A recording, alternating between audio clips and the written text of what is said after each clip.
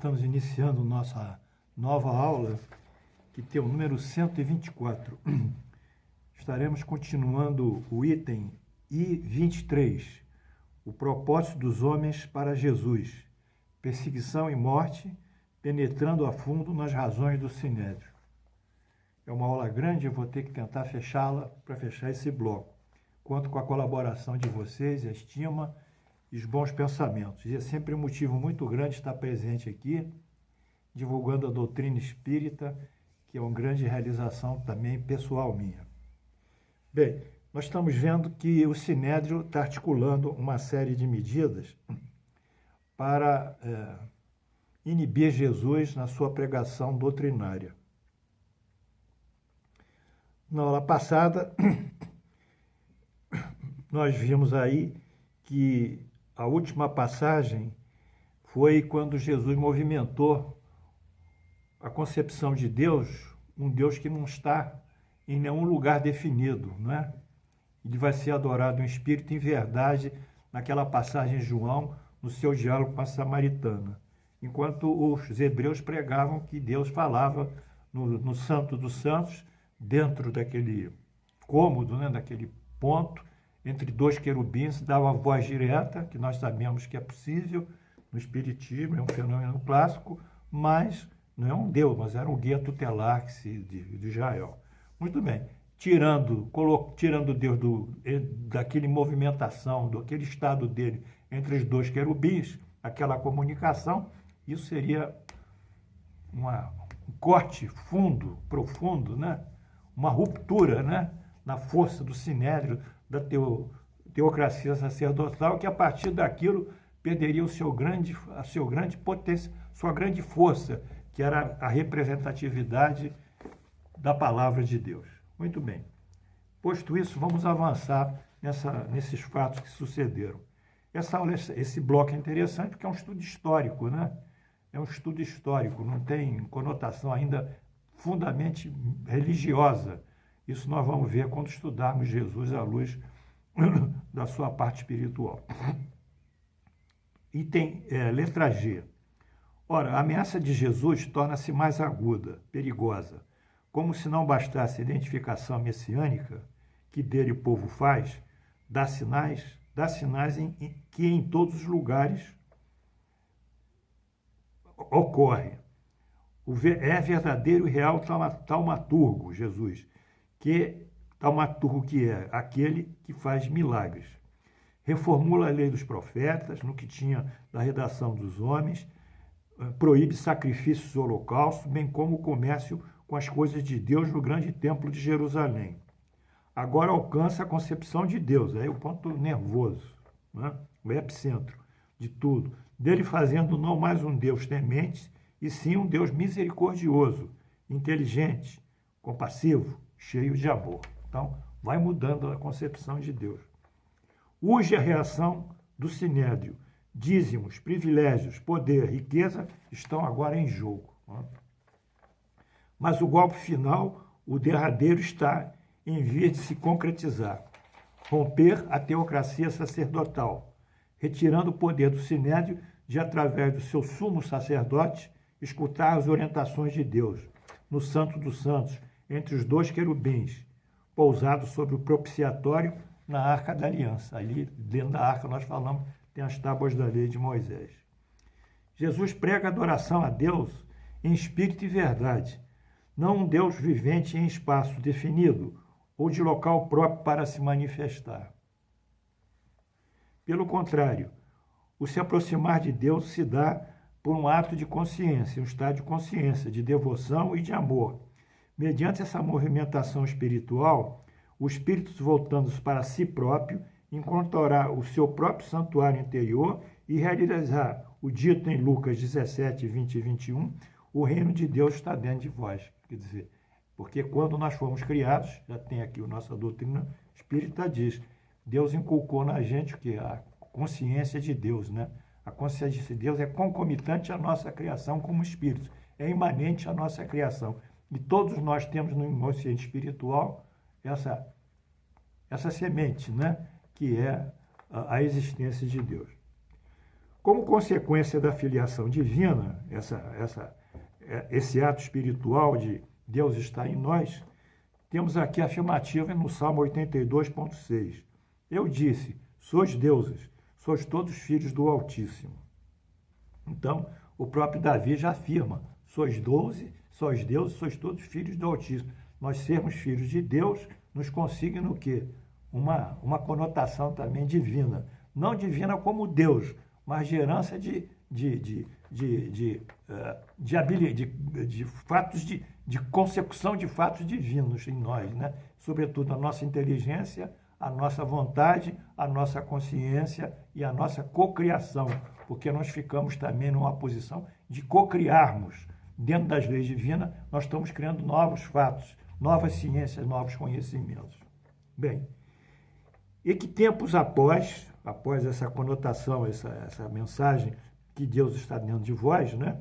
E somos todos deuses, Paulo diria em Romanos 8, 16, 17, o próprio Espírito de São Paulo, que é alusão ao Salmo aqui 82, 6, testifica com o nosso espírito que somos filhos de Deus. Ora, se somos filhos de Deus, somos também herdeiros de Deus. Herdeiros de Deus e co-herdeiros com Cristo. Cristo também é um filho de Deus, é um herdeiro de Deus, só que é impossível de avaliar a espiritualidade dele. É muito alta, é muito profunda. A filiação divina é a herança de todo homem criado por Deus. Nós todos temos esse potencial divino em nós. Essa filiação nos torna primariamente irmãos em Deus, porque temos a mesma origem, portanto, iguais, sem diferenças quanto à criação. Somos todos irmãos. Então, essa é outra característica que vai levar para a lei da igualdade, uma das 10 leis divinas do nosso espiritismo, dizendo que somos todos iguais. Somos todos iguais, na origem, na nossa essência, porque somos espíritos. Há diferenças superficiais, a nossa etnia, nosso idioma, etc., etc., a nossa cultura, a nossa posição social, o grau de riqueza, tudo isso são condições superficiais, que vão ser todas elas escoimadas com o tempo, e após a reencarnação, e reencarnação, as coisas vão se alinhando entre os homens, para ficar uma posição realmente igualitária. Mas isso é, sei lá, daqui a quantos séculos. Continuemos. E muito, extremo ataque.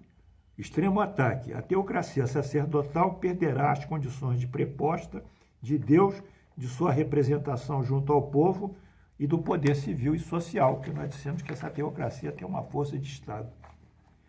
O acesso à intermediação com Deus para o povo, o poder civil e social fugirá do seu controle. Isso é terrível, né? Terrível para a religião constituída, né? Perder o comando dos seus fiéis, né? Isso é terrível, né? E mais, Jesus prega a igualdade entre todos, tendo por base a filiação divina. Isso que eu acabei de falar. É o fim da hierarquia sacerdotal. Do seu comando sobre o povo. É o fim, né? E não existe poder sem hierarquia, né? Uma base do poder é a hierarquia. Coube às lideranças do Sinédrio estabelecer a estratégia. Então, a estratégia, ou caberá, coube às lideranças do Sinédrio estabelecer a estratégia de como eles vão levar Jesus à morte. Primeira etapa, primeiro passo. O prenderão sob acusação de violar as leis mosaicas e o disposto nos profetas. A tarefa não era difícil. A principal peça da acusação deles tratava-se que ele se identificava e se autodizia Messias. Bem, não era difícil caracterizá-lo como Messias. Foi o que se deu quando interrogado pelos membros da cúpula do Sinédrio. Depois de ser preso, ele foi levado à casa do sumo sacerdote e depois, na manhã do dia seguinte, foi levado à Assembleia do Sinédrio. Lucas 22, 67 e 71. Eu já até falei isso. Se tu és o Messias, dize-nos. Então Jesus respondeu: se vô-lo disser, não acreditareis. Também se vos perguntar, de nenhum modo me respondereis. Desde agora está sentado o Filho do Homem à direita de Todo-Poderoso. O Filho do Homem sentar à direita? Que figuração é essa? Que simbolismo é essa, sentado à direita de Deus? Vamos ver aqui. Eu já falei também, Filho do Homem, o que é? É uma adjetivação que busca exprimir a infinita distância espiritual entre o homem e Deus, entre o Criador e a criatura. O Filho do Homem, nesse sentido, é um homem comum, mortal. Então, ele é o Filho do Homem, nesse sentido, é um mortal comum, mas está sentado à direita de Deus. Então, esse sentar à direita de Deus muda o seu status, faz dele um filho comum para o Filho de Deus. Então, disseram todos, logo eles é filho de Deus, e é verdade, na tradição judaica. E ele lhe respondeu, vós disseis que eu sou. Clamaram, vós disseis que eu sou. E aí o pessoal lá, os sacerdotes clamou. Que necessidade mais temos de testemunho? Porque nós mesmos ouvimos, ou escutamos da sua própria boca. Filho de Deus. Filho de Deus, aí vou repetir, adjetivação de caráter messiânico dos judeus esperavam a vinda do Messias, cujo sinônimo era Filho de Deus, aí o Messias, e ainda sentar-se à direita, mas consolida a identidade messiânica de Jesus, tal como se lê aqui no próprio Salmo 110.1. Disse o Senhor, Deus, faz ao meu Senhor, disse ao Senhor, preste atenção, disse o meu Senhor, ou disse, melhor, o Senhor, ao meu Senhor, senta-te aqui à minha direita. Ou seja, disse o Senhor, quem é o Senhor? Deus. Ao meu Senhor, Jesus, senta à minha direita. Salmo 110.1. Jesus tudo confirma. Desde agora está sentado o Filho do Homem à direita do Todo-Poderoso, Deus. Consolida a sua força, o seu depoimento messiânico. Ele só dizia a verdade, ele não podia falar nada errado. Ele, na função dele, só podia dizer a verdade, por mais dolorosa que fosse. Não podia mentir nem ser hipócrita. Era a verdade, porque ele dizia a verdade. Mateus 4.3. Então, o tentador, é uma outra passagem. O tentador é o demônio, né? Na concepção lá deles. Aproximando-se, lhes disse, se és filhos de Deus, manda que estas pedras se transformem em pães. Quer dizer, está tentando ele, está em Mateus. Se és filhos de Deus, quer dizer, se és filhos de Deus. Né? Mateus 4.6. Se és filhos de Deus, atira-te abaixo, porque está escrito, aos seus anjos ordenarás a teu respeito para que lhes guardem. Então, eles estão, se é filhos de Deus, transforma essas pedras em pães. Aí Jesus vai responder, nem só de pão vive o homem. Saiu. Se és filhos de Deus, eles dizem, atira-te aqui de cima desse pináculo. Jesus diz, não tentarás o filho de Deus. Tá? Responde com outra citação bíblica. Né? Então, nós estamos só registrando o fato de ser filho de Deus, né? Como dá o caráter messiânico. Após o interrogatório, não pairam dúvidas.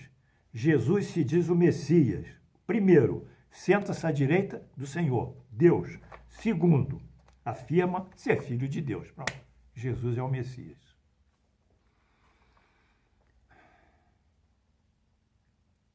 Seus acusadores se rejubilam, o sinédrio todo entra em alegria. Lucas 6671.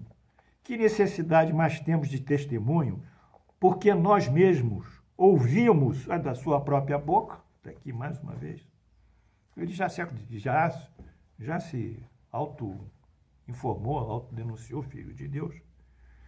Cumpre-se a primeira etapa da estratégia do sinédrio, a acusação e a comprovação dos fatos. 1.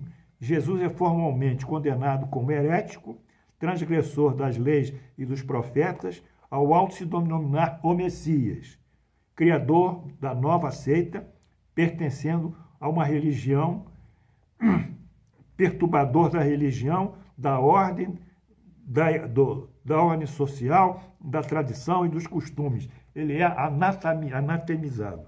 Anátema é condenar um indivíduo que viola a religião. Então, Jesus já foi nessa peça acusatória vastamente testemunhado e vastamente qualificado, instruído a peça, formando assim um todo lógico e racional, segundo eles, que ele está violando as leis de profetas. E nessa época, violar as leis de profeta é a morte por lapidação, né? Apedrejamento.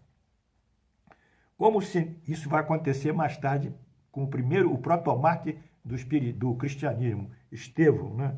Que vai ser lapidado.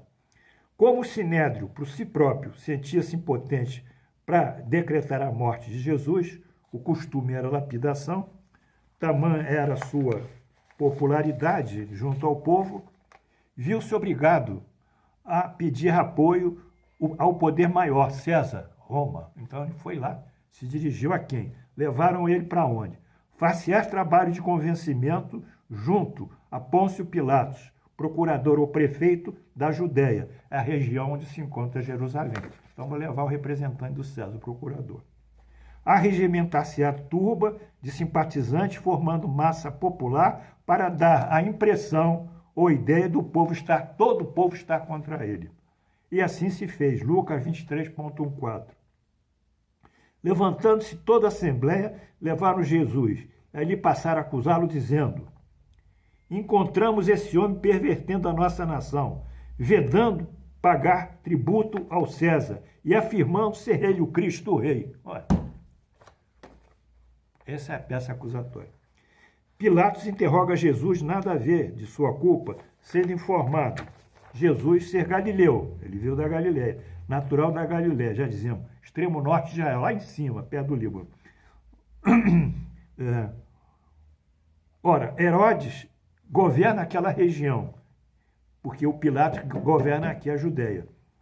E então eles mandam Jesus para o Pilatos, que é o governador. Esse fato aconteceu na jurisdição de Pilatos, de Herodes. Herodes, da sua parte, interroga Jesus e, igualmente, nada a ver para culpá-lo. Devolve-o para Pilatos. Pilatos mantém seu juízo, recebe Jesus. Jesus é inocente e ainda mais está-se na festividade da Páscoa e a tradição nessa época festiva é anistiar o preso. Anistiar o preso. Mas a pressão sobre Pilatos aumenta, que tem que chamar reforço para sua guarda, manda trazer mais centuriões, porque a questão estava subindo ali, a agitação estava crescendo, né? E começou a se sentir ameaçado por aquela massa. João 19, 7, 8, 12. Responderam à turba: temos uma lei, e de conformidade com a lei, ele deve morrer, porque assim mesmo se fez filho de Deus. Anátema, lapidação, morte. Pilatos, ouvindo tal declaração, fica mais atemorizado, porque a coisa pode fugir ao seu controle, aquela agitação.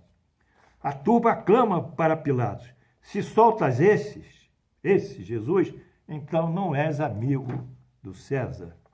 Todo aquele que se faz rei é contra o César. Era a peça final da acusação, rei dos judeus. Pilatos reflete, pensa, não quer ter problema com o povo, tão violento, agressivo, quer que seu governo mantenha uma estabilidade social, uma harmonia, sente aquela massa, aquela turba, aquela pressão, pensa, o melhor caminho é negociar a morte de Jesus. Em troca de quê? Da paz social. Muito embora esteja convencido da inocência de Jesus. Meus alunos queridos, Pilatos comete um ato político. Troca a vida de Jesus pelo apaziguamento daquela turba e do Sinédrio. Não interessava para ele ter problemas religiosos com aquele povo, com aquele grupo religioso tão radical. Não interessava. É ato político, pois. Jesus é levado à cruz. A estratégia do clero, dos sacerdotes, do Sinédrio, alcança seu objetivo. Jesus está morto. Penso erradamente, matando, mataremos a sua doutrina. Não sabiam vir a doutrina de Deus. Essa doutrina é de Deus. Sendo Jesus o seu divulgador, o seu Messias. E ele mesmo diz, eu e meu Pai somos um. João 10,30. Eu e meu Pai somos um. E assim, terminamos esse bloco de hoje. Eu não gostaria de me estender, porque esse fato me emociona, mas faz parte da história. Que Deus abençoe vocês todos. Muita paz no coração. Espero estar sendo útil com vocês. Que Jesus vos abençoe. Que a paz de Deus, do Senhor, esteja na casa de vocês, defendendo a saúde, a paz, a harmonia. Porque temos que nos guardar ainda dessa pandemia. Porque parece uma coisa do mar. Quando a onda vai embora, a gente pensa que ela foi embora, recua, depois ela volta. Quando a coisa parece apaziguar, depois ela reincide. Quando parece clarear, depois vem o anoitecer. Ainda não estamos seguros. Vamos aguardar e pedir a Deus que nos dê esse momento de segurança e de saúde para todos vocês. E aqueles que estão sofrendo, que Deus abençoe eles também nesse momento. Até amanhã. Muito obrigado pela assistência. Estamos juntos.